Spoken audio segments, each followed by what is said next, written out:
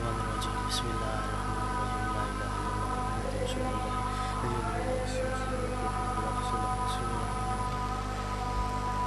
پھر بھی بآواز بلند صلوات۔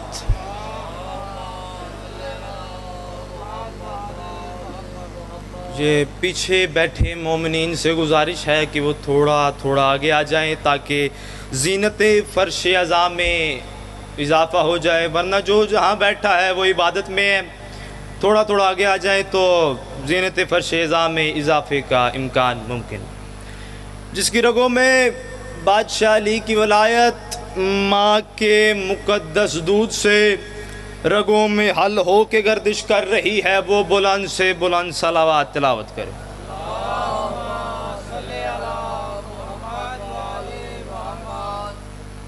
جو اپنے آپ کو جتنا بادشاہ علی کی ولایت کا مقروض اور احسان مند سمجھتا ہے اتنی بلند صلوات تلاوت کرے۔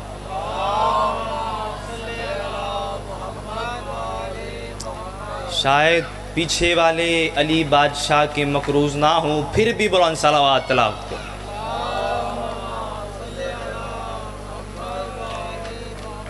اعوذ باللہ من الشیطان الرجیم بسم اللہ الرحمن الرحیم۔ صاحب الدعوت النبویہ والصولۃ الحیدریہ والعصمۃ الفاطمیہ والحلم الحسنیہ والشجاعۃ الحسینیہ والعبادۃ السجادیہ والمعاصر الباکریہ والاسحار الجعفریہ والعلوم القاظمیہ والحجج الرضاویہ والجودۃ التقویہ والنقاوۃ النقویہ والحیبۃ الاصغریہ والغیبۃ الہیہ۔ بلند صلوات۔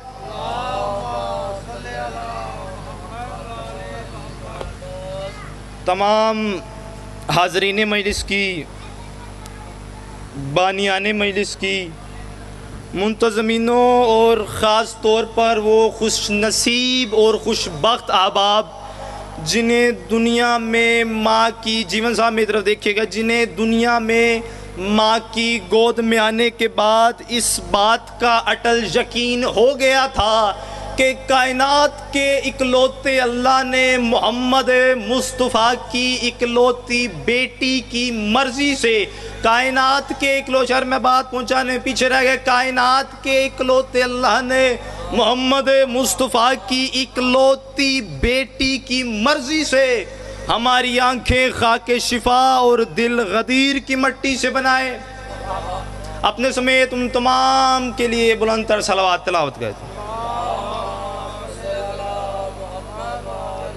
کچھ مومنین نے مجھ سے خاص طور پر دعاؤں کی درخواست کی ہے کہ سید ہمارے لیے آپ مجالس پڑھتے ہیں اتنے، کیونکہ سنا بھی اور یہ بات اٹل حقیقت کی طرف بھی رجوع کرتی ہے کہ اگر مل کے ایک دعا پہ 40 مومنین آمین کہیں نا، وہ دعا قبول ہو کر ہی رہتی ہے۔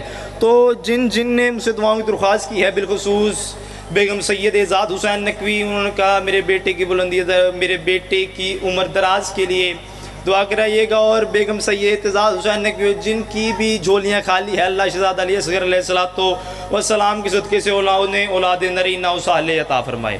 اور بالخصوص میرے بڑے بھائی سید اسد علی نقوی کا بیٹا تھوڑا سا ہے، تو اللہ تعالیٰ اسے جلد سے تو یابی عطا فرمائے۔ آج آپ کسی کے لیے آمین کہیں گے تو کل آپ کے لیے کوئی آمین کہے گا۔ ایک دفعہ بلند تر صلوات تلاوت کر دیں۔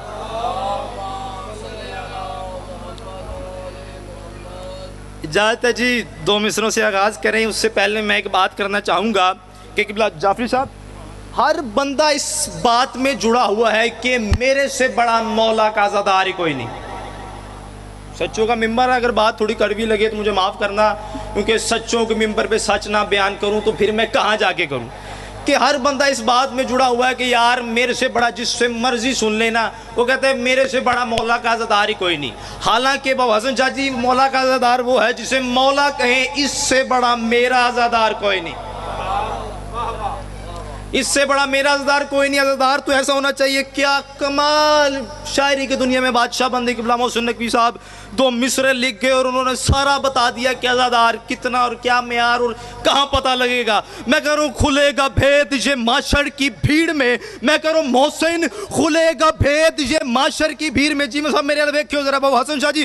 میں کہہ رہا ہوں کھلے گا بھید محسن کھلے گا بھید یہ معاشر کی بھیڑ میں.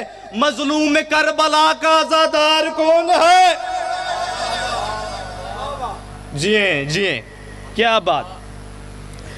قبلہ میں تھوڑا سا ایک تشریح کر دوں ایک شعر اور مصائب کی طرف اور میں سلام کہ کس ہمارے چھوٹے سے چھوٹے بچے بھی بیٹھا ہے نا اسے بھی میثم تمار کا پتہ ہے کہ میثم تمار کس بلند ہستی کے مالک تھے.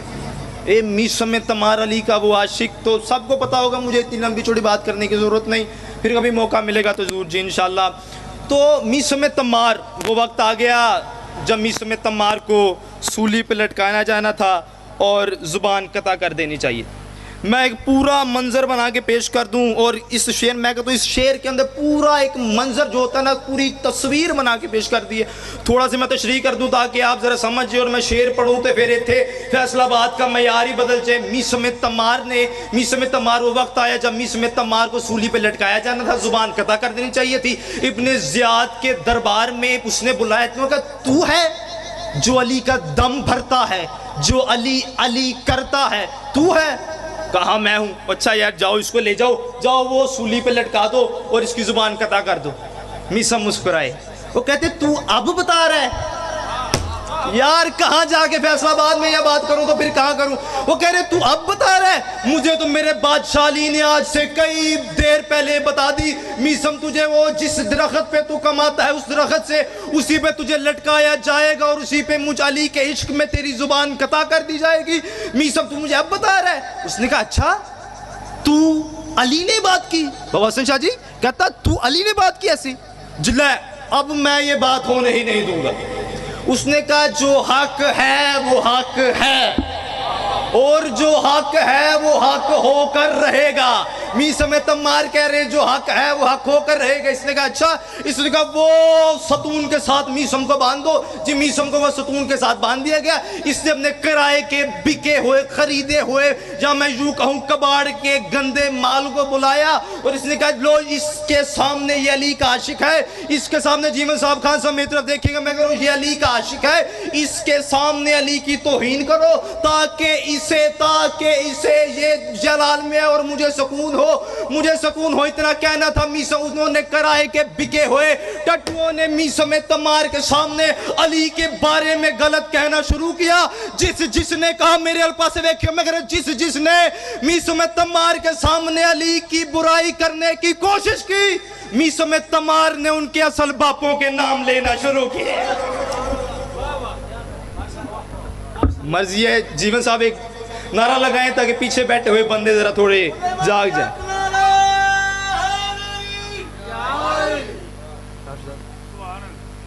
میثم تمار نے جن نے نام لیا میثم تمار نے ان کے اصل باپوں کے نام لینا شروع کیے. ابن زیاد نے کہا اوے کیا ہو گیا میں نے تمہیں خریدا علی کی شان میں گستاخی کر. اس نے گستاخی کرنے کو کہا نہیں ہم نہیں کر سکتے تو ہی کر کیونکہ علی کے نام پہ بھونکتا وہی ہے جس کا باپ ایک نہ ہو. اس نے کہا نہ ہم علی کی شان میں گستاخی نہیں کریں گے تو بول نہ. ابن زیاد نے ابھی علی کی شان میں گستاخی کرنی چاہیے ہے کہ اس کے ایک وزیر نے اس کے ہاتھ پہ ہاتھ رکھا. کہا امیر چپ کر جا اس وقت میثم جلال میں ہے کہیں جلال میں آپ کے اصل باپ کا پتہ نہ بتا دے. یا علی علیہ السلام مدد. ابھی پیچھے بیٹھے ہوئے تھوڑے سے نا وہ کہتے ہیں نا کہ کہیں گئے ہوئے ہیں یا اللہ جو ذہنی طور پر یا کسی پریشانی کے طور پر مجلس سے باہر ہیں انہیں مجلس میں بلانے کے لیے ایک بلند صلوات تلاوت کر. میں منبر کے اوپر میرا ہاتھ ہے جو میں نے پوری بات کی اس کی پوری تصویر شعر میں نہ پیش کر دوں تو پھر کہنا ابن زیاد نے کرنی چاہیے ہے کہ وہاں پہ انہوں نے کہا نا تیرے اصل باپ کا پتہ نہ بتا دے، اتنا کہنا تھا۔ اچھا اب یہاں سے آپ بات دیکھیں نا کہ اگر کوئی کٹی ہوئی زبان سے علی کا نام لینا چاہتا ہے، بڑے بڑے علماء نے لکھا، خود دیکھ لیجئے گا، جب وہ علی کا نام لینا شروع کرے گا نا تو کٹی ہوئی زبان سے ای بولے گا، علی نہیں بولا جائے گا۔ کٹی ہوئی زبان سے میسم کو لٹکا دیا گیا درخت پہ، زبان قطع کر دی گئی، اب میسم ای کہہ رہے ہیں کٹی ہوئی زبان سے، اور کوفہ جھوم رہا ہے، کوفہ علی کے نام سے جھوم رہا ہے، میسم ای علی کا نام لے رہے ہیں۔ میں یہ پوری بات ایک تصویر نہ پیش کر دوں تو کہیں تیرے سید ہوں چشا کے، میں کہہ رہا ہوں سننا اپنی مرضی سے، میں نے یہاں بات کہہ کے چل جانی ہے، باقی اگلے سال تک یہ دماغ میں ٹکرے نہ مارے تو مجھے آکھی یار تو شعر آکھیا میں سمجھ نہیں ہے، میں انہوں دوبارہ سمجھاؤں گا یار بیٹھک میں آیا کسی اور مجلس میں تجھے میں شعر سمجھاؤں۔ میں کہہ رہا ہوں گرداب کے ہر وقت لگا رہتا تھا مجمع، گرداب کے ہر وقت لگا رہتا تھا مجمع، لہروں پہ سفینے کی طرح بہتا تھا مجمع، ہٹتا نہ تھا کوڑوں کی سزا سہتا تھا مجمع، ای کہتے تھے میسم اور علی کہتا تھا مجمع۔ جی کیا بات کیا بات کیا بات۔ میں ایک شعر پڑھوں اور مصاحب کی طرف اور سلام ہے جی۔ یہ ایسا شعر ہے آج سے 150 سال قریباً لکھا تھا امیر نے، اور اس کے بعد دنیا شاعری کا ایک بڑا نام محسن نقوی صاحب کے بیٹے نے، عقیل محسن نقوی صاحب لکھتے ہیں کہ میں نے انہیں خود ایک ویڈیو میں کہتے سنا، وہ کہہ رہے ہیں کہ اگر میں اپنی ساری عمر شاعری لکھتا رہوں وہ میں ایک سائیڈ پہ رکھ دوں اور یہ 2 مصرے ایک سائیڈ پہ رکھ دوں تو پھر بھی اس کا حق ادا نہیں ہو سکتا۔ 150 سال پرانے مصرے امیر کہہ گیا، میں شعر کہہ دوں یہاں سے علی کا نام لے کے یہاں مجمع جھوم جائے، میرا آنا مکمل ہو گیا اور میں مصاحب کی طرف آگے بڑھوں۔ ہم در شاہ نجف پر دیر سے پہنچے امیر، ہم درے، یہ تھوڑے جو پیچھے بیٹھے ہیں تھوڑے ہاتھ جلا دیں، میں کیونکہ کوئی بھی شاعر زیادہ کے ٹائپ کا بندہ ہوتا ہے نا، اسے اس کے جذبات، اس کے احساسات، اس کی کیفیت کو زندہ رکھنے کے لیے داد بڑی ضروری ہے۔ میں شعر پڑھوں اس کے بعد سلام علی مصاحب کی طرف بڑھوں گا، بطول کربلا کی طرف۔ ہم در شاہ نجف پر دیر سے پہنچے امیر، ایک منصب تھا غلامی کا جو کمبر لے گیا۔ جی کیا بات کیا بات آپ جی۔ میں بطول کربلا ہمارا کیونکہ بانی کی حیثیت سے آپ کو پتہ ہے جس کے گھر میں اپنی مجلس ہونا، وہ کہتا ہے یار یہ کام بھی ہو جائے، یہ کام بھی اس طرح ہو جائے، تو صبح کی تھکاوٹ اگر کہیں سے کوئی چیز رہ گئی ہو تو معذرت، کیونکہ گھر میں مجلس ہونا تو میرے سامنے کافی بانیان بھی تشریف فرما، انہیں پتہ ہے یار گھر کی مجلس ہونا تو اپنا بلایا ذاکر بھی انہیں سننا محال ہو جاتا ہے، یار یہ بھی چیز ایسی ہو جائے، کیونکہ جو باہر سے آنے والے ہیں نا وہ ہوتے ہیں مولا کے مہمان اور ہم ہیں مولا کے نوکر، اور نوکر کا کام ہے مالک کے مہمان کی نوکری کرنا۔ اور میں بطول کربلا کا مصاحب پڑھوں، یہ سلام ہے مجھے، میں آپ کو سلام ہے اپنے آپ نو کری جان، میں اگر آپ کو سلام ہے بطول کربلا ابن امیر شام نے شام میں قریباً 7 یا اس سے زائد بعض روایت ملتا ہے 7 ملکوں سے زہر اکٹھا کروایا اور اسے یکجا کیا تاکہ اسے ملایا جائے، اور اس نے وہی زہر میں تلوار بھگو کر عبد الرحمن ابن ملجم کو 19 رمضان کو دی، علی کا سر کو ضرب لگا، اس نے اسی تلوار سے ملائے ہوئے زہر سے عبد الرحمن ابن ملجم نے میرے بادشاہ علی کو ضرب لگائی، پھر اسی زہر سے جودہ ملونہ کو اس نے زہر دیا تاکہ میرے امیر بادشاہ حسن کو زہر دیا جائے، وہی زہر میں بطول کربلا کے آ رہا ہوں آگے، بس میں تھوڑا آپ کو بتانا ہے کہ یہ زہر کہاں سے کہاں تک پہنچا، بس ایک آنسو آ جائے، اگر جس کو آنسو نہ آئے میرے بادشاہ کا بار علم ہے، وہاں جا کے بادشاہ سے معافی مانگنا کہ تسلیم نے کوئی اتنا بڑا بطول کربلا کا 4 سفر مصائب پڑ گئے اور ہماری آنکھوں سے ایک آنسو بھی نہ آیا۔ اس نے وہی زہر امام حسن بادشاہ کو دیا، وہی زہر کربلا میں حسین بادشاہ کو خنجر پر لگا کر شمر کو دیا جس نے 13 ضربوں سے امام مظلوم کو شہید کیا، وہی زہر اس نے لے جا کے یزید کو جب بیبیوں کو لے کے آیا نا تو یزید کے دربار کی اور زندان کی دیوار سانجی تھی، ایک دیوار تھی، ایک بطول کربلا کو اس نے پھوپھیوں ماؤں بہنوں سے علیحدہ کر کے ایک علیحدہ زندان جہاں پر اندھیرا بہت تھا وہاں بند کر دیا۔ بی بی کے رونے کی آوازیں آتی تھی، بی بی اپنے بابا کو یاد کرتی تھی، یہ رونے کی آوازیں یزید کے دربار میں بیٹھے اس کے وزیروں کے کان تک پہنچی۔ اس کے وزیروں نے کہا یزید ہمیں ایک چھوٹی بچی کے رونے کی آوازیں آتی ہیں، یہ بچی کون ہے؟ وہ کیا کہا، اس نے آگے سے مولا سجاد کو بلایا، کڑیوں میں بندھا ہوا میرا مولا سجاد آیا۔ یزید نے امام سجاد کو کہا یہ کون سی بچی ہے جو زندان میں تنہا روتی ہے؟ اس نے کہا میری 4 سال کی، امام سجاد فرماتے میری 4 سال کی بہن، تو نے اسے علیحدہ بند کر دیا، وہ میرے بابا کو یاد کر کر بہت روتی ہے۔ امام سجاد کو کہتا ہے اسے چپ کرا۔ امام سجاد فرماتے ہیں تو میرے بابا کا سر دے دے، نہ آواز آئے گی نہ وہ رہے گی، تو میرے بابا کا سر لے دے دے نہ وہ رہے گی نہ آواز آئے گی۔ یزید نے امام حسین بادشاہ کا سر مبارک دیا، ایک آنسو سے میں کہتا ہوں آپ کی ضمانت ہے، امام حسین بادشاہ کا سر دیا، اس سر کے اوپر امام حسین بادشاہ کی زلفوں پہ وہی زہر جو امیر شام نے علی کی ضربت کے لیے دیا تھا، جو امیر شام نے امام حسن کو شہید کرنے کے لیے دیا تھا، جو یزید نے اپنے باپ سے لے کے امام حسین بادشاہ کو شہید کرایا، وہی زہر حسین بادشاہ نے حسین بادشاہ کی زلفوں پہ لگایا۔